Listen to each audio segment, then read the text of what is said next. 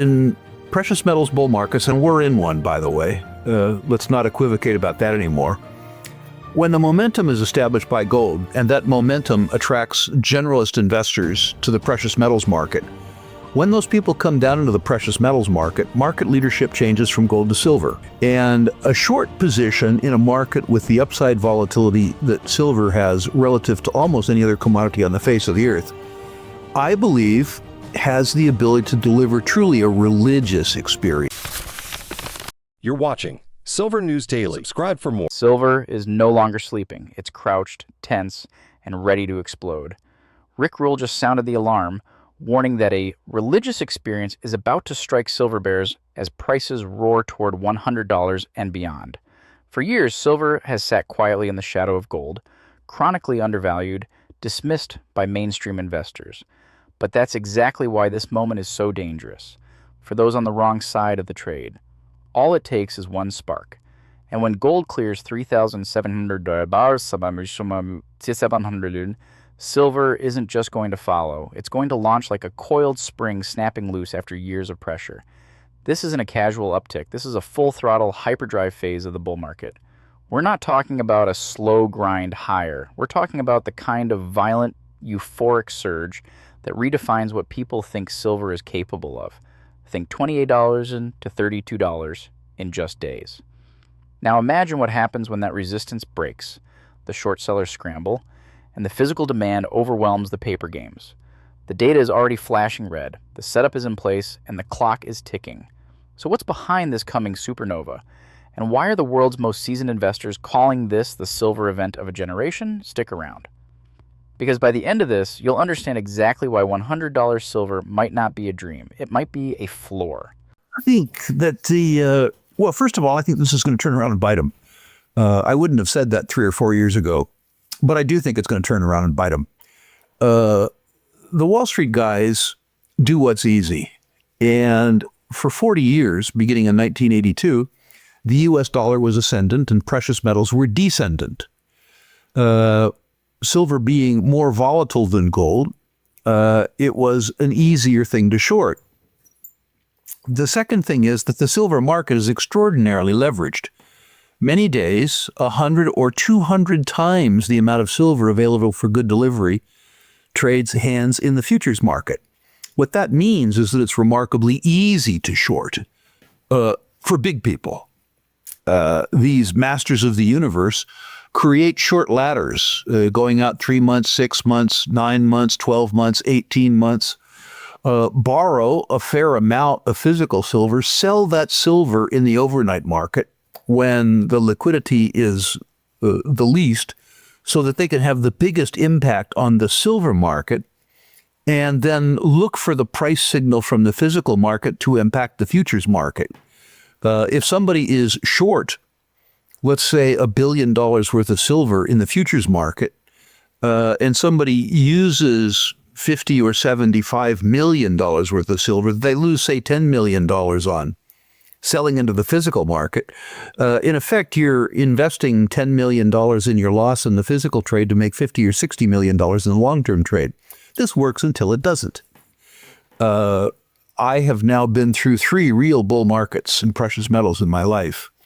And I don't know why it's true, but what I do know that is true is that in precious metals bull markets, and we're in one, by the way, let's not equivocate about that anymore.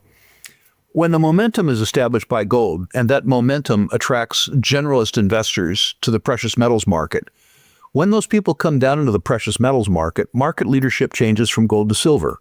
Why? I don't know. Maybe because of the lower unit price. But what I do know is that you won't need Rick Rule to tell you when you're in a silver market. And a short position in a market with the upside volatility that silver has relative to almost any other commodity on the face of the earth, I believe has the ability to deliver truly a religious experience to the short side, irrespective of the structure of the market. These short guys do whatever's easy. I remember in the decade of the 70s, there was a lot of manipulation in precious metals markets to the upside because that was the bias in the market. Wall Street learns thoroughly, but they learn slowly.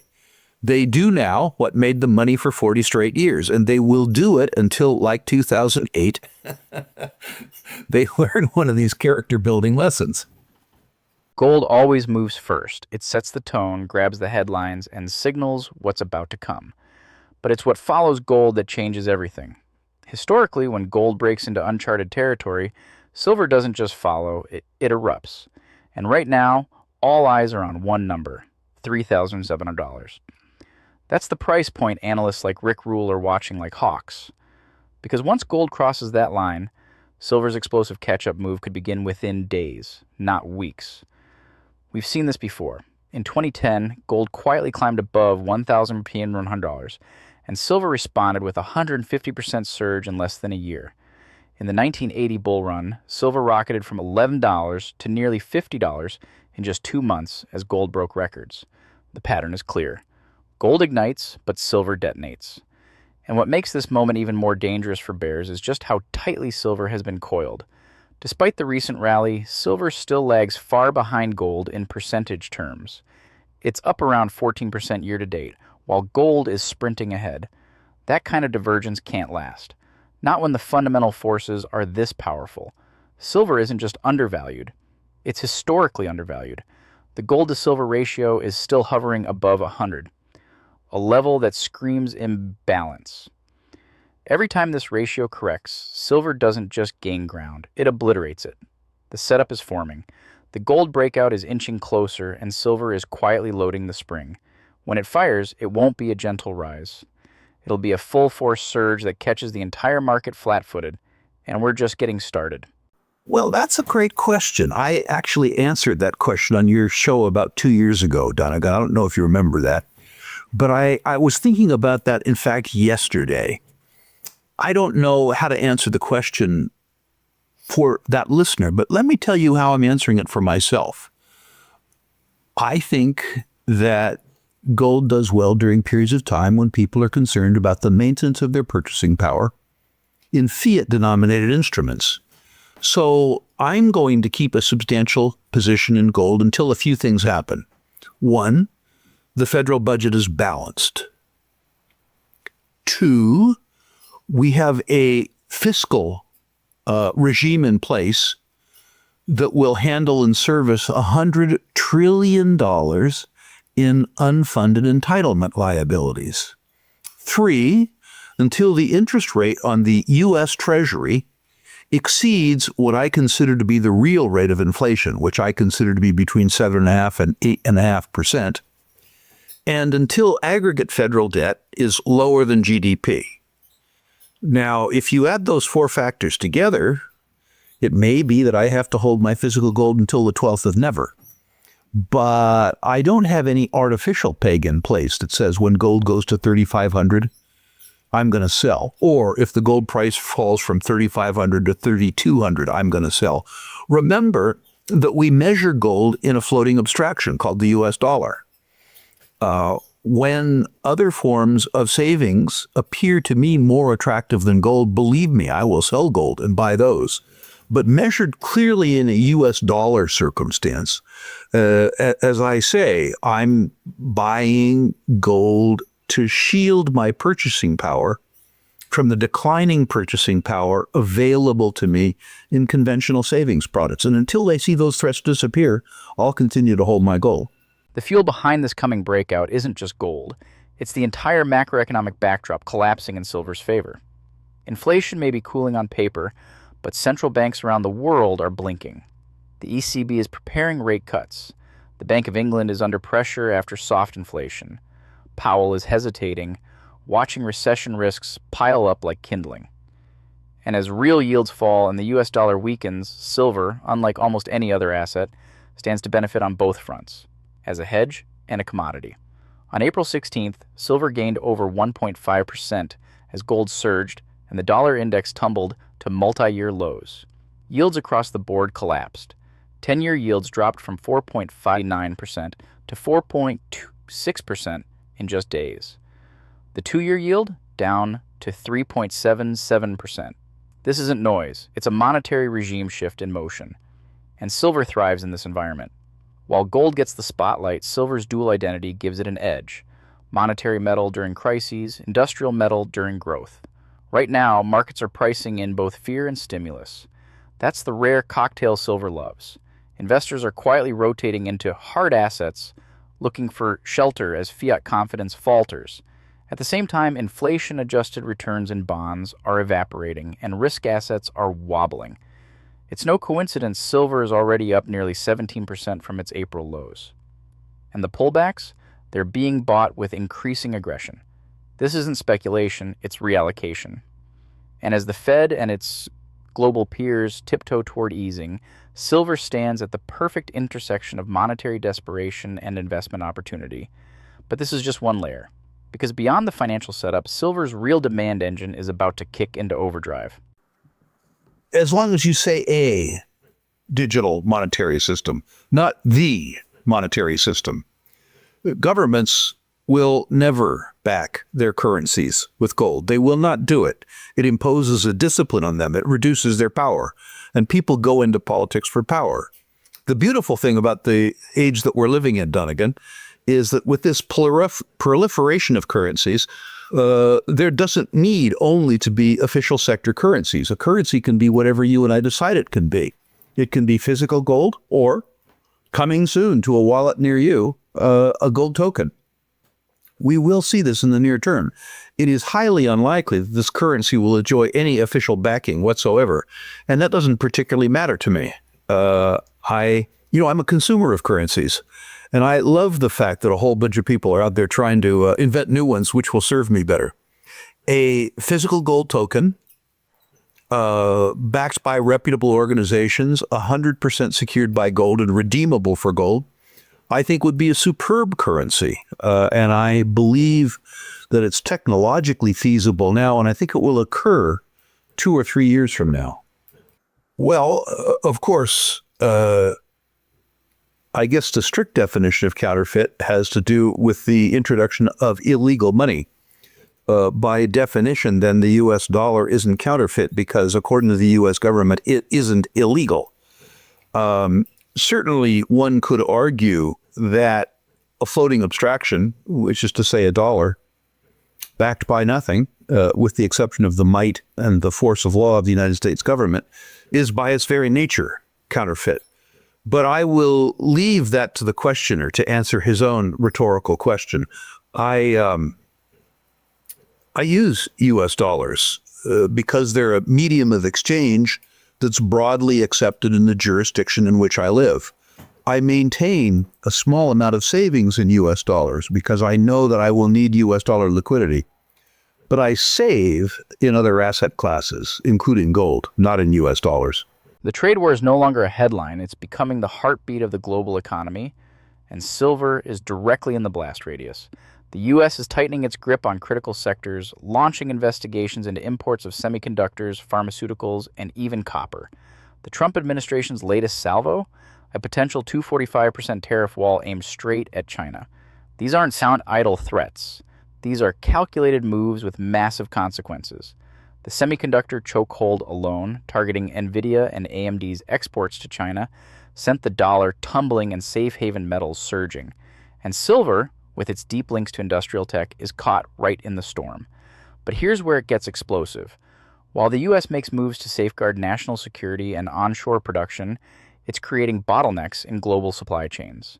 Silver, already in a structural deficit, is now staring down even more supply uncertainty, just as demand accelerates. And it's not just chips and copper.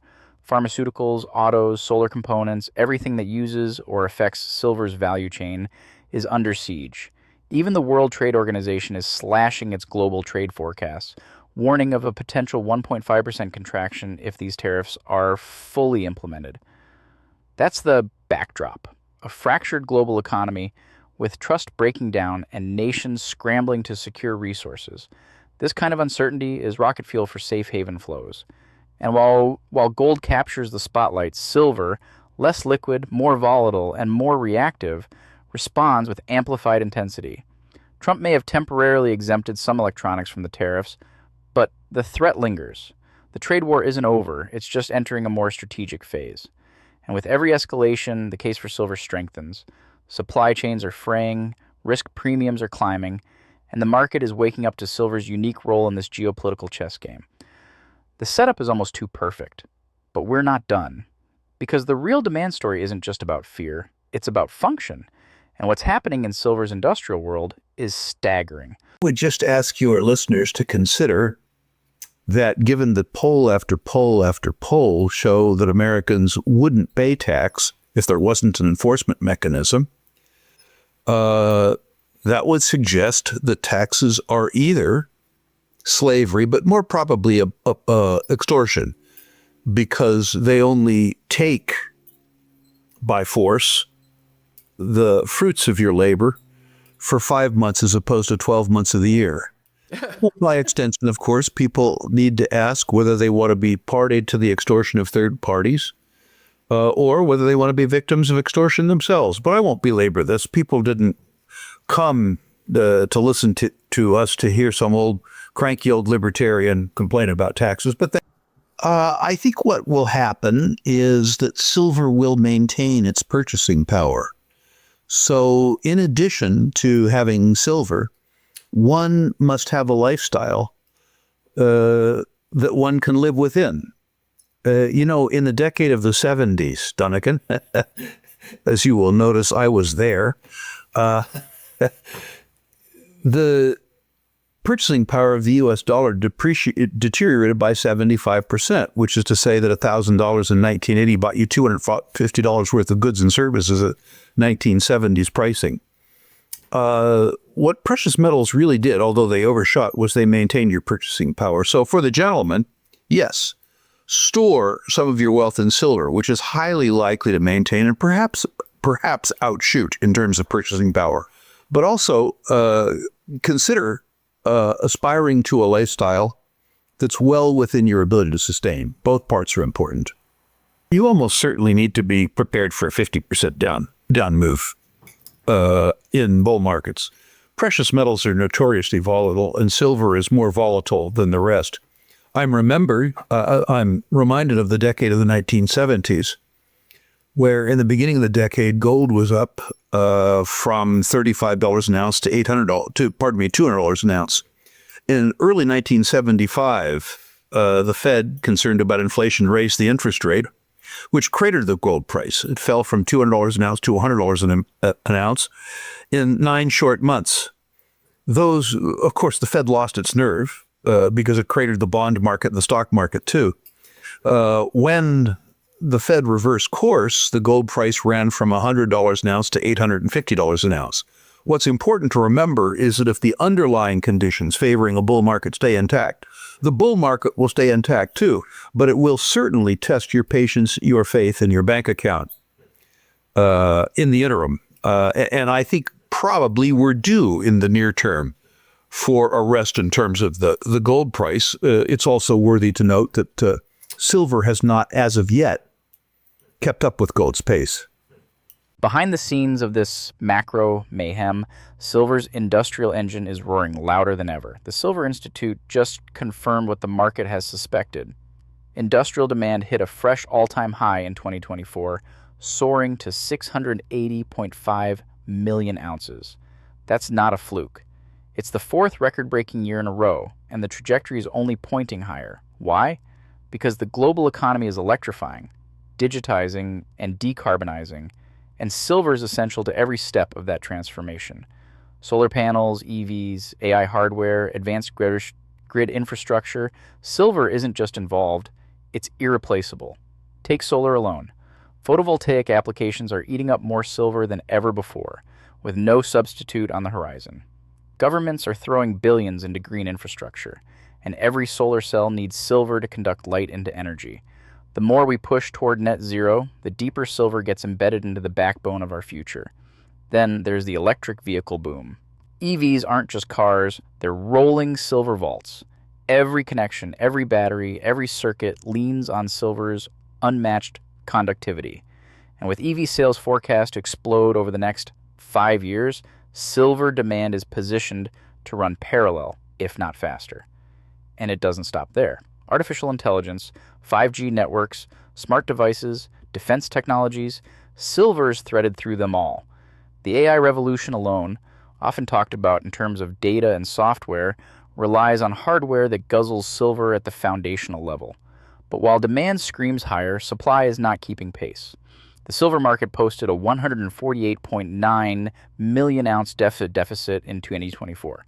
That's a structural shortfall, not a seasonal blip. With mining capacity lagging and few new projects coming online, we're heading straight into a collision. Surging need, shrinking availability. This is the kind of pressure that can't be solved with paper contracts. It builds until the only release valve is price. And as demand overtakes supply year after year, silver becomes more than just an asset. It becomes a battleground. But there's another side to this fight, one that's kept silver suppressed for far too long, and when that breaks, the true volatility begins. I'm particularly still attracted to the uranium business, particularly because of the disconnect between the term price and the spot price. I'm attracted to uranium, too, because it's attracting so much hate. There's nothing I like quite so much as hate. It's wild that when I would post things that were dubious about uranium, and uranium was over $100 a pound, people questioned my sanity. Now that I'm talking about buying uranium again when it is half that price, people still question my sanity. And while my sanity is in fact suspect, not on this particular topic. With regards to copper, my nervousness about physical funds around copper is that copper is cheap enough that the costs associated with a physical trust, particularly storage costs, relative to the price of commodities, makes those funds an inefficient way to hold copper. So yes, I own a fair bit of the Sprott Physical Uranium Trust, and I own none of the Copper Trust whatsoever. I'm a shareholder of West Red Lake. I'm nervous about the fact that it would appear to me that they are moving or attempting to move that mine to full production without a reasonable bankable feasibility study.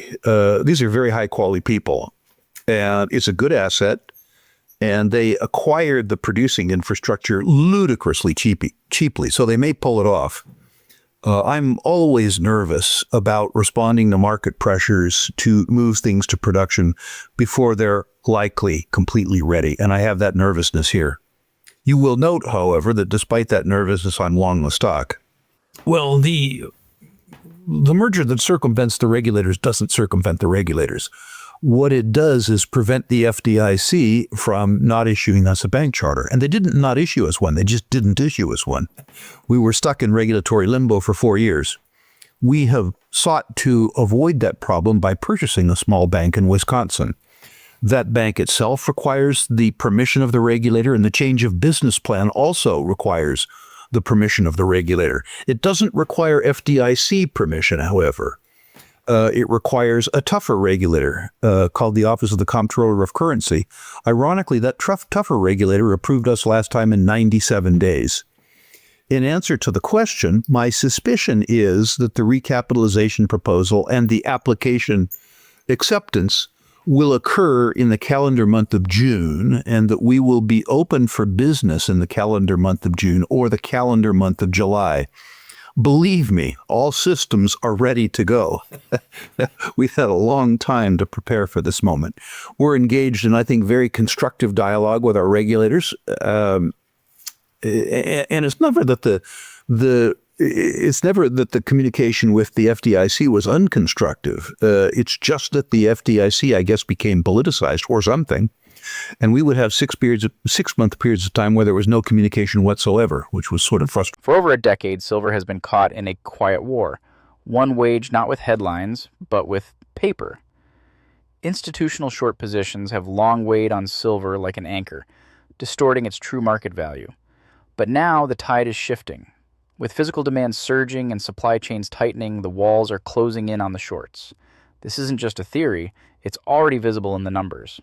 Total known ETF holdings of silver have climbed to over 717 million ounces, up 1.5% year to date. Investors are quietly, steadily accumulating, and every new ounce held in trust squeezes the available float tighter. The short squeeze isn't a matter of if, it's a matter of pressure. When institutional players are forced to cover, whether by margin calls, redemptions, or simply the fear of getting caught on the wrong side of a runaway rally, the result is explosive. Think back to the 2021 Reddit-fueled silver spike. Prices briefly surged, ETF demand spiked, and mints around the world ran dry. That was a flash in the pan. This time, the squeeze is systemic. It's being driven by fundamentals, not memes. And the positions are much larger, much older, and far more dangerous. But here's the kicker. Unlike stocks, silver has a physical component. You can't just print more ounces. When investors start demanding delivery, when industrial users scramble to secure future supply, the paper games break down. That's the moment price suppression fails. That's when panic sets in.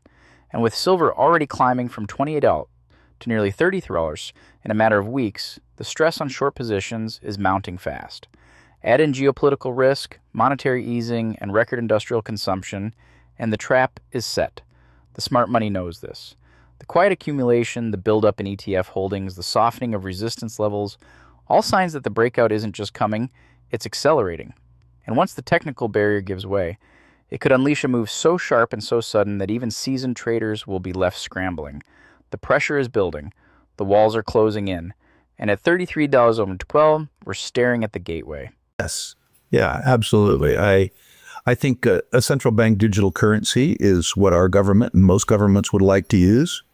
There has been talk about doing with digital currency what the Zimbabweans did with paper currency, which is to say to put an expiration date on it. And there will be a group of people around there who have no sense of humor for that.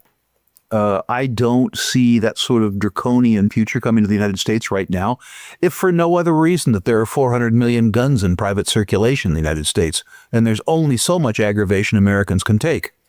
There are easier ways for our government to steal from us right now than to steal a currency. They can cause inflation, which is very popular. They don't get criticized for it. In fact, they get reelected for it. They can run up debt and deficits, which is a different form of theft. They can raise taxes, particularly on the rich. They don't need to confiscate your currency. They don't need to confiscate your IRA. Doing so would run a risk that passive opposition to the government became active opposition. And the government is aware of the fact that there are 400 million guns in private circulation. What I do, I write the FinCEN letter on myself. I tell the government how much I'm moving and where, and I tell them why. I've actually filed a FinCEN on myself saying that I was wiring $50,000 to Canada for the purpose of buying physical gold outside the reach of the U.S. government. I put that on a U.S. government document. I suspect that those documents go in a great big warehouse where nobody reads them until they want you. And if they want you, they're going to get you. So I know that the gentleman is looking for a more covert answer than that, but I'm not a very covert guy. I'm just not. I do what I do. I document it as thoroughly as I can so that I avoid a perjury or an obstruction charge. And I live. Every bull market has its line in the sand, a level that separates noise from breakout. For silver, that line is $33.12. It's not just a number, it's a trigger. On April 16th, silver closed at $32.90, brushing against this resistance like a boxer testing the ropes before the knockout punch. This isn't just technical analysis, it's market psychology. Above $33.12, the sellers thin out, the shorts panic, and the chase begins. The next stop, $34. Then possibly $30 in a blur, but break that first barrier, and the narrative changes from what if to what now. We're already seeing the behavior shift. Since its low of $28.15 just weeks ago, silver has gained almost 17%. That's not a bounce. It's a launch sequence. Each dip is being bought. Each consolidation is tighter. And while the price flirts with resistance, the fundamentals beneath it are only growing stronger. Physical demand is climbing. The dollar index continues to sag. Real yields are falling. Every traditional obstacle is weakening just as momentum accelerates. Technically, $30.12 is the ignition point. Sentiment-wise, it's the moment bulls go from hopeful to aggressive and bears begin to fold.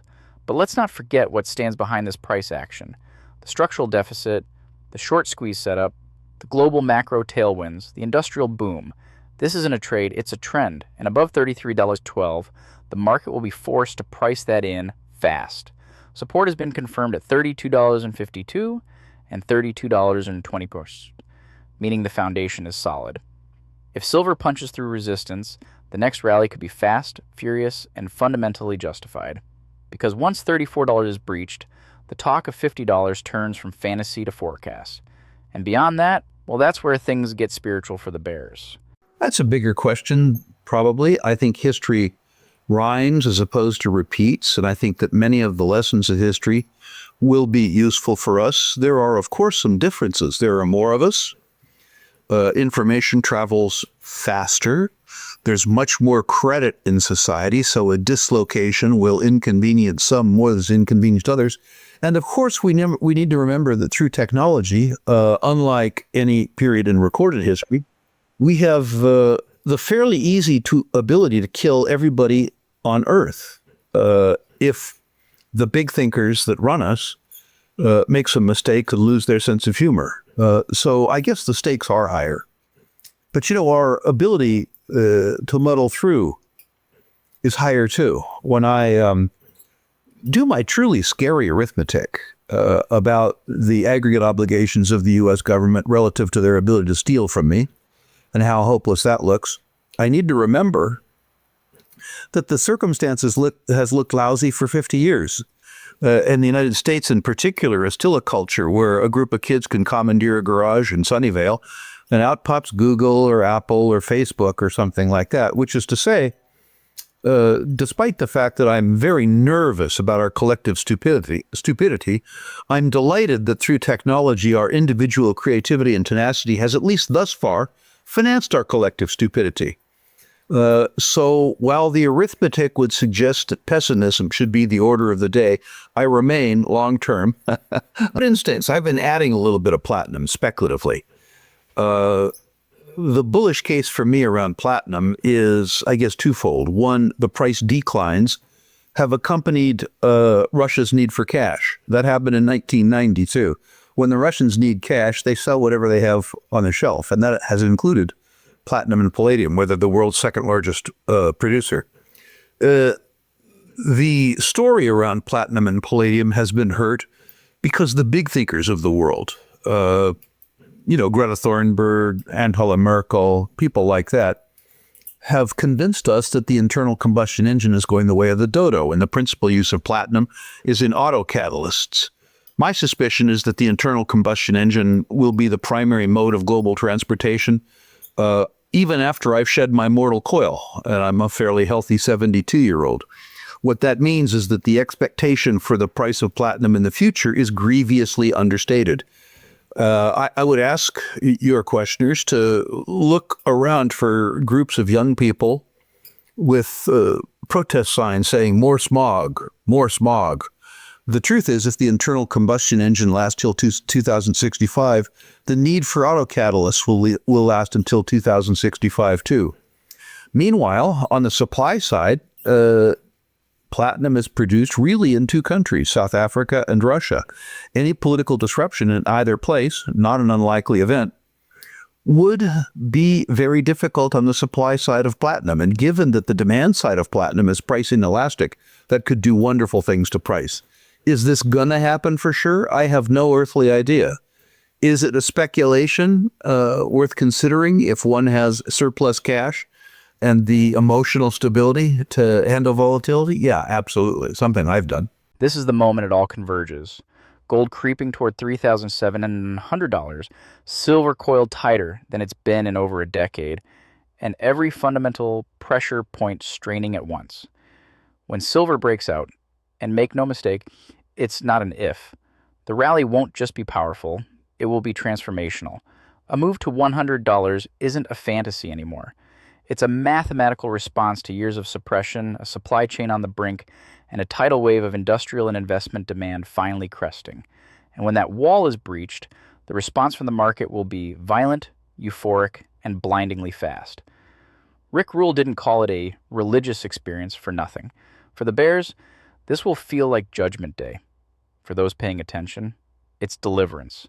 The spring is uncoiling, the breakout is coming, and silver is about to enter a hyperdrive bull market that could rewrite everything we thought we knew about precious metals. If you want to stay ahead of the wave, hit that subscribe button. You don't want to be caught sleeping when silver starts to run. And remember, This is not financial advice. Always speak with a licensed financial advisor before making any investment decisions. Well, the merger that circumvents the regulators doesn't circumvent the regulators. What it does is prevent the FDIC from not issuing us a bank charter. And they didn't not issue us one. They just didn't issue us one. We were stuck in regulatory limbo for 4 years. We have sought to avoid that problem by purchasing a small bank in Wisconsin. That bank itself requires the permission of the regulator, and the change of business plan also requires the permission of the regulator. It doesn't require FDIC permission, however. It requires a tougher regulator called the Office of the Comptroller of Currency. Ironically, that tougher regulator approved us last time in 97 days. In answer to the question, my suspicion is that the recapitalization proposal and the application acceptance will occur in the calendar month of June, and that we will be open for business in the calendar month of June or the calendar month of July. Believe me, all systems are ready to go. We've had a long time to prepare for this moment. We're engaged in, I think, very constructive dialogue with our regulators. And it's never that the communication with the FDIC was unconstructive. It's just that the FDIC, I guess, became politicized or something. And we would have 6 month periods of time where there was no communication whatsoever, which was sort of frustrating.